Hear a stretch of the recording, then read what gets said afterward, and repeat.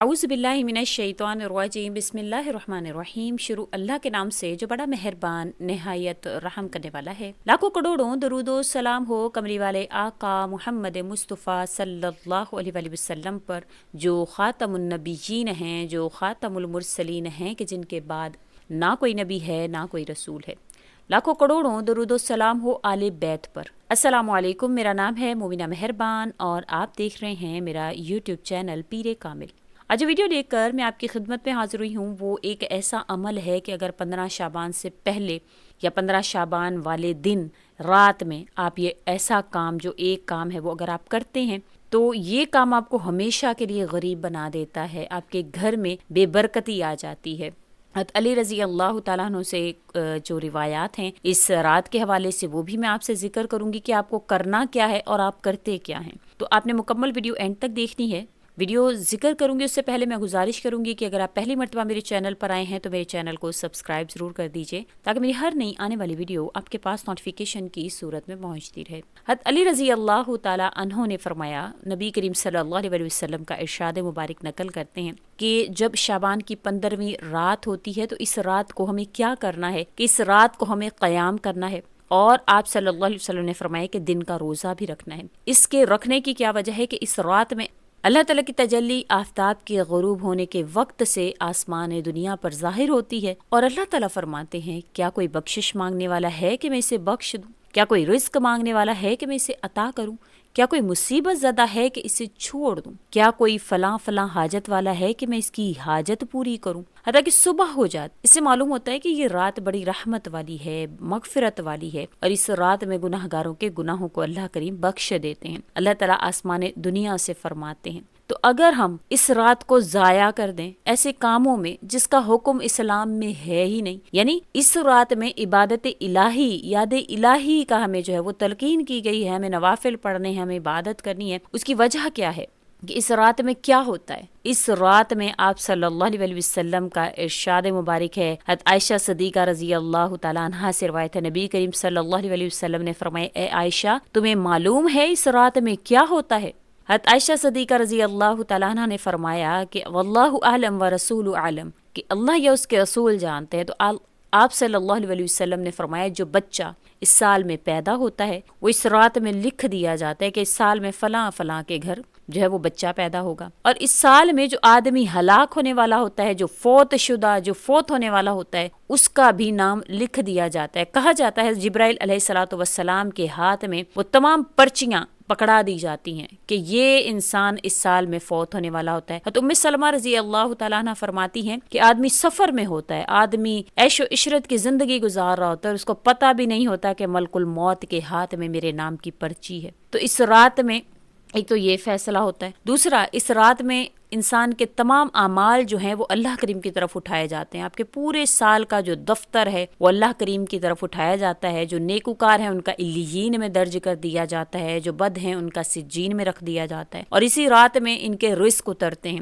اللہ کریم پورے سال کا آپ کا رزق جو ہے وہ رکھ دیتے ہیں۔ اب آپ اس رات کو اگر ضائع کر دیں ایسی غلط رسموں میں جس کا کوئی وجود ہی نہیں ہے اسلام میں، تو آپ اندازہ لگائیں کہ ایسی رات ہے جس میں مرنے اور پیدا ہونے والے لوگوں کی فہرستیں، عمل اٹھائے جاتے ہوں، رزق اترتا ہو، اس رات کی اہمیت سے کون انکار کر سکتا ہے؟ ہمارے لیے ضروری ہے ہم اس رات زیادہ سے زیادہ عبادت کریں، تاکہ اس حالت میں جب ہمارے عمل اٹھائے جا رہے ہوں ہم یاد الہی میں مشغول ہوں۔ پھر اسی رات اللہ تعالیٰ لاکھوں انسانوں کے گناہوں کو معاف فرماتے ہیں۔ اس لیے اس رات کا نام شب بارات ہے، کیونکہ اس رات میں اللہ تعالیٰ گناہ گاروں کے گناہوں سے ان کو بری فرما دیتے ہیں۔ برات کا مطلب ہے نجات، بری فرمانے والا۔ تو اب اس رات میں انسان کو چاہیے عبادت الہی کے ذریعے آگ سے نجات حاصل کرے، مگر آج کل کے مسلمانوں نے اس کے برعکس معاملہ اختیار کیا ہوا ہے۔ کیا؟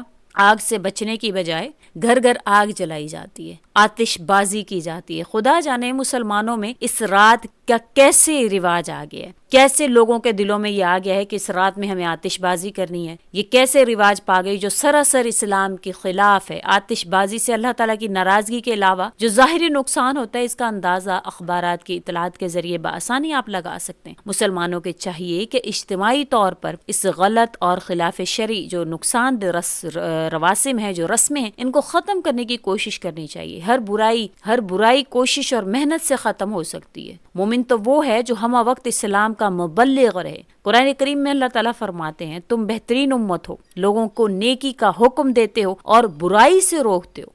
اس آیت کریمہ سے ثابت ہوا کہ مسلمانوں کو چاہیے وہ اپنے اس عمل کو کبھی ترک نہ کریں، ہمیشہ اچھائی کا حکم دیتے رہیں اور یہ فریضہ انجام دیں۔ آج ہم نے اس مقدر فریضہ سے منہ موڑ لیا ہے اور ہم خود ان برے کاموں میں جس کا اسلام میں کوئی وجود نہیں، ہمیں مبتلا ہو گئے۔ ہم نے اسلام کے اصولوں کے مطابق عمل کرنا ہے اور ہم نے اسی کو ترک کر دیا ہے۔ حضرت علامہ اقبال کا ایک شعر ہے، وہ زمانے میں معزز تھے مسلمان ہو کر، ہم خوار ہوئے تارک قرآن ہو کر، گر تو میں خواہی مسلمان زیستن، نیست ممکن جذبہ قرآن زیستن۔ کہ آپ قرآن کو آپ نے چھوڑ دیا، سیرت کو آپ نے چھوڑ دیا، آپ نے حدیث کو چھوڑ دیا، نبی کریم صلی اللہ علیہ وسلم کی سنت کو چھوڑ دیا اور اپنا ہی ایک دین بنا کر ہم اس دنیا میں جی رہے ہیں۔ ہمیں ایسا ہرگز نہیں کرنا۔ تو جو لوگ شعبان میں شب برات میں چراغاں کرتے ہیں یا آتش بازی وغیرہ کرتے ہیں تو یہ عمل ان کو غربت کی طرف لے جاتا ہے۔ پھر آپ کہتے ہیں ہمارے مسائل ختم نہیں ہوتے۔ تو آپ کو اگر کوئی چیز جس پر آپ کو فائدہ حاصل ہو سکتا ہے، آپ کے مسائل کا حل ہے، آپ کی جو رزق ہے اس میں فراوانی ہو سکتی ہے، تو وہ صرف اور صرف آپ صلی اللہ علیہ وسلم کے طریقوں پر چل کر، سیرت طیبہ پر عمل کر کے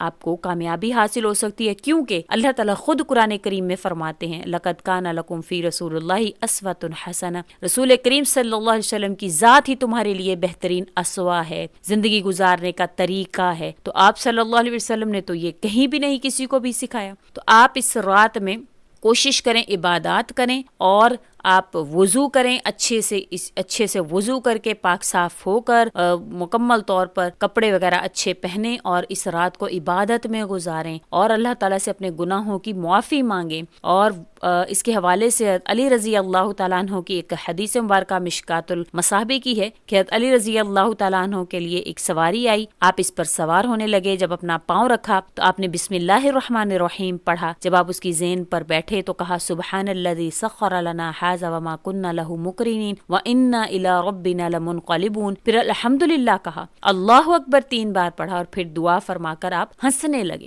پھر عرض کیا گیا سبحانک انی ظلمت نفسی فاغفر لی فانہ لا یغفر الذنوب الا انت، کہ اے میرے پاک پروردگار، میں نے اپنے نفس پر خود ظلم کیا ہے، میرے اللہ تو مجھے بخش دے، بے شک تو بخشنے والا ہے اور تو بخشتا ہے جس کو تو چاہتا ہے۔ تو عرض کیا گیا امیر المومنین آپ کے تبسم کا کیا مطلب ہے؟ علی رضی اللہ تعالیٰ عنہ نے فرمایا کہ میں نے نبی کریم صلی اللہ علیہ وسلم کو اسی طرح کرتے ہوئے سنا یا کرتے ہوئے دیکھا جب میں آپ صلی اللہ علیہ وسلم کے ساتھ تھا۔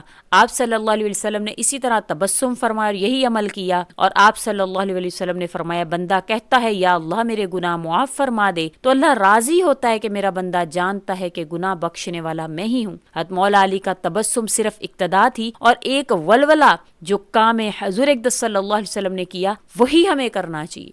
تو اللہ تعالیٰ کی رحمت کے جو دھارے ہیں وہ سیدھے چلیں گے اگر آپ اس چیزوں پر عمل کریں جو آپ صلی اللہ علیہ وسلم نے ہمارے لیے چھوڑی ہیں، جو ہمیں کرنے کا حکم فرمایا ہے۔ حدیث قدسی ہے سبقت رحمتی علی غضبی، کہ میری رحمت میرے غضب پر غالب آ جاتی ہے۔ تو اللہ کی رحمت کے امیدوار ہونا چاہتے ہیں تو ان طریقوں پر چلیں جو آپ صلی اللہ علیہ وسلم لے کر آئے ہیں، تو ان طریقوں پر عمل کرنے کی کوشش کریں۔ تو یہ جو آج کل کی رسومات ہیں ان کو ترک کریں اور اللہ سے توبہ اور استغفار کر کے اس رات کو گزاریں، ورنہ آپ کو جو ہے وہ مفلسی سے، تنگ دستی سے، غربت سے کوئی نہیں روک سکتا، کیونکہ آپ صلی اللہ علیہ وسلم کے جو سنت کے خلاف یا آپ شریعت کے خلاف چل کر ہم کبھی بھی کامیاب نہیں ہو سکتے۔ امید کرتی ہوں آپ کو میری ویڈیو اچھی لگی ہوگی۔ اگر اچھی لگی ہے تو لائک کریں، شیئر کریں اور میرے چینل کو سبسکرائب بھی ضرور کر دیں۔ اس کے ساتھ اجازت چاہوں گی، اللہ حافظ۔